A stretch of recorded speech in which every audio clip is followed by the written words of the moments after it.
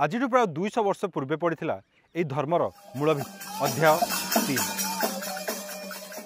1826 मसीह बौद्धर मुकुंद दास निज शरीर धूली बोली ही पुरी अवस्थान कर समय धूलिया बाबा भाव सुपरिचित होता से ढेंकानाल कपिलास बसति स्थापन कर प्रथम 12 वर्ष केवल फल आहरण करते से फलहारी बाबा भाव परिचित होते। यार परवर्ती 12 वर्ष से आहार रे केवल जल और क्षीर आहरण करते क्षीर निराहारी बाबार मान्यता मिलता। कहुए यही समय शून्य निर्देश मध्य परिवर्तन आसी से कौपिनी और कंठी परित्याग कर कुंभीपाट बकल परिधान करते और एपरी एक धर्मर प्रारंभ करते जहाँ पुरातन रीतिनीति मूर्ति पूजा और जातिगत भेदभाव को प्रत्याख्यान करथिला।